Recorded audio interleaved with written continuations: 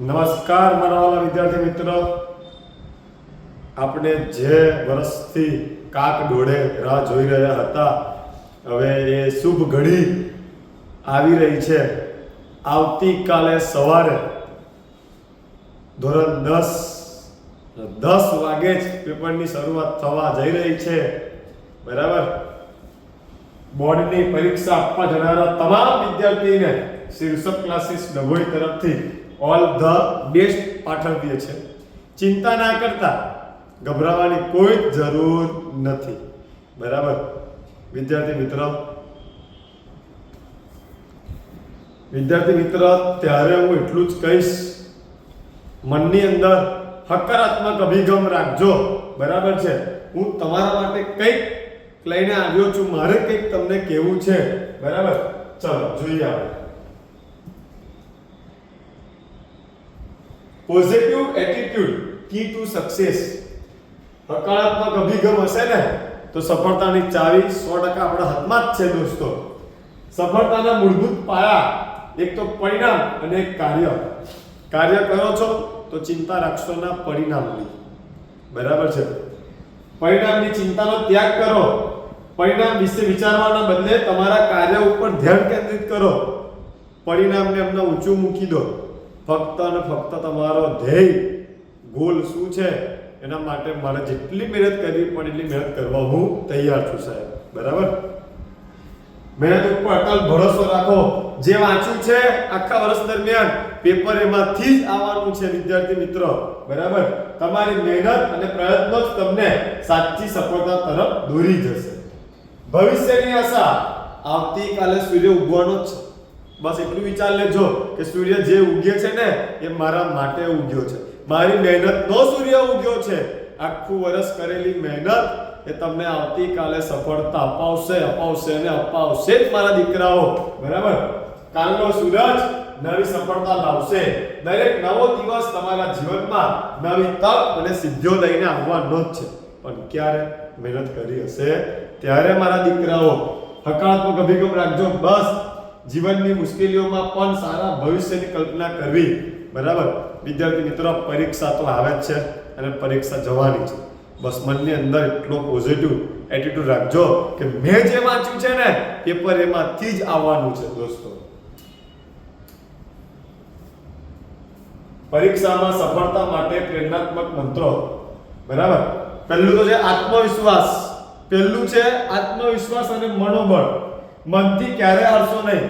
પહેલેથી કહેતો આવ્યો છું, યુદ્ધની અંદર માણસ જીતવા જાય છે, પણ જો એ મનથી હારી જશે ને તો એ હારી જ જવાનું છે. બરાબર. એના કરતા આપણે જીતવા જ જવાનું છે, ઇતિહાસ બનાવવા જ જવાનું છે વિદ્યાર્થી મિત્રો. આપણે મેદાનમાં હારેલો માણસ પણ જીતી શકે છે, પણ મનથી હારેલો માણસ ક્યારે પણ જીતી શકતો નથી દોસ્તો. આત્મવિશ્વાસ જ વિજયની ચાવી છે. આપની પાસે સફળતાની ચાવી હોય ને તો આત્મવિશ્વાસથી જ આવવાની છે દોસ્તો. પોતાનામાં વિશ્વાસ નહીં રાખો તો સફળતા આપણને મળવાની છે જ નહીં દોસ્તો. બરાબર. મહેનત અને ધીરજ. થોડીક તો મહેનત કરવી પડશે ને. બરાબર. આ દેશની અંદર આ પૃથ્વી ઉપર માણસ જન્મે છે ને શું કામ જન્મે છે? મહેનત કરવા જ જન્મે છે. બરાબર છે. પોતાનો પેટનો ખાડો પૂરો કરવા માટે સાહેબ મહેનત કરતો હોય છે. બરાબર. હાલો, પરીક્ષા એ માત્ર યાદશક્તિની કસોટી નથી. પરીક્ષા એ તમારી ધીરજ અને સખત મહેનતનું પરિણામ છે. લખ્યું છે, પરીક્ષા એ તમારી ધીરજ અને સખત મહેનતનું પરિણામ છે.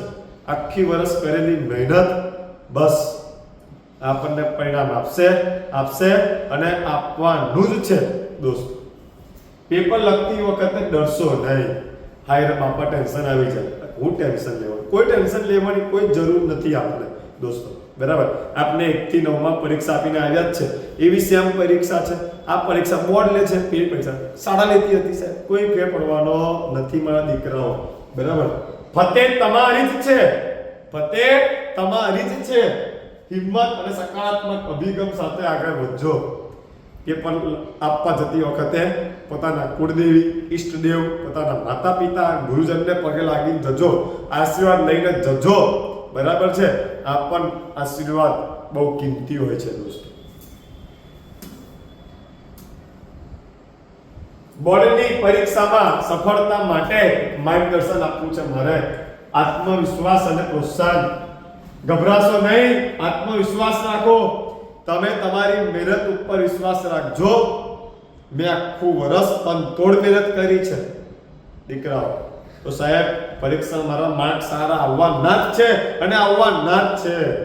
હારવાનું ક્યારે નહીં, ગભરાવાનું તો ક્યારે નહીં, ડરવાનું તો ક્યારે નહીં. બસ જીતવા જવાનું જ છે. આવતીકાલે સવારે 10 વાગે. બરાબર વિદ્યાર્થી મિત્રો? એક માર્કશીટ તમારું ભવિષ્ય નક્કી નથી કરી શકતી. બરાબર, યાદ રાખજો, એક માર્કશીટ કરતા તમારી મહેનત વધુ મહત્વની છે. જો આદતમાં મહેનત આવી ગઈ ને, ટેવ બની ગઈ મહેનત કરવાની, તો આપણને કોઈ માર્કશીટની જરૂર પડવાની નથી વિદ્યાર્થી મિત્રો. પરીક્ષા માટે મહત્વની ટિપ્સ. રાત્રે ઊંઘ નહીં આવતી, પેપર કાલે છે, રાત્રે ઊંઘ નહીં આવે, શાંતિથી ઊંઘી જવાનું. 6-7 કલાકની ઊંઘ આરામથી લઈ લેવાની આપણે દોસ્તો. બરાબર છે? પરીક્ષા આપવા જાવ ને ત્યારે પોતાની સાથે પાટ્યું છે એ પારદર્શક પેન, પેન્સિલ, પુષ્પટ્ટી, રબર, સંચો આ બધું લઈને જવાનું છે આપણે. એટલે આપણે કોઈની પાસે કશું માંગવું ના પડે વિદ્યાર્થી મિત્રો. બરાબર? ખાસ તમને મારા વાલીડા વિદ્યાર્થી મિત્રોને શીર્ષક ક્લાસીસ ડભોઈ તરફથી તમને અંતર્મનના આશીર્વાદ છે કે તમે કાલે પેપર આપવા જાઓ અને ફતેહ કરીને જાવજો. કાલનો સૂરજ મારો જ છે, મારા માટે જ ઉગ્યો છે, બીજા કોઈના માટે નથી ઉગ્યો. બસ આ જ્યારે આ વાત મગજમાં આવી જશે ને, એ ઘૂસી જશે ને, ત્યારે આપણને જીતતા કોઈ રોકી શકવાનું દીકરાઓ નથી. બસ છેલ્લે એટલું જ કહીશ તમને, ઓલ ધ બેસ્ટ.